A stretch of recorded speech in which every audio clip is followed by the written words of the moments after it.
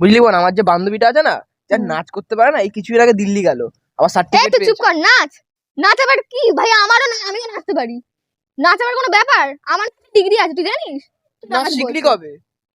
নাচ আবার শিখতে লাগে? এটা শেখার জিনিস কোনো? এমনি তো পারি আমি। ভাই রোহনদের বাড়িতে কি বাওয়াল সালা চপে খেয়ে তোরা যা করলি বা তোরা যা খেল দেখালি, আমার ভাই একটু ধরেছিল মাথাটা, কিন্তু ভাই আমি কিন্তু পড়ে যাইনি কিন্তু ভাই। এ বাবা, তোদের 6 পেকেই নেশা হয়ে যায়? ই মা, আমার তো 10 পেকেও হয় না। ও ব্যাগ দিতে। এই তুই কার সাথে কথা বলছিস জানিস? আরে আরে মদ মদ কি, আমি তো ছোট, আমার এখন এসবের বয়স নেই। কি যে বলিস না দাদা। ভাই জানিস তো বাংলা ছবিগুলো না এখন খুব একটা ভালো হচ্ছে না। ঠিকই বলেছি, ওই সৃজিত মুখার্জি আর কৌশিক গাঙ্গুলি ছাড়া আর কেউ তেমন করতে পারছে না ব্যাপারটা। সত্যি কথা, কি যে করছে। আরে হ্যাঁ, ঠিকই বলেছিস। এবার আমি বুঝে গেছি, আমাকেই মার্কেটে নামতে হবে। আমি ভেবেই নিয়েছি একটা বই বানাবো, তোদেরকে তোকে বলে হিরো করে দেবো, বুঝলি? আরে এদের দ্বারা বই টই আর হচ্ছে না।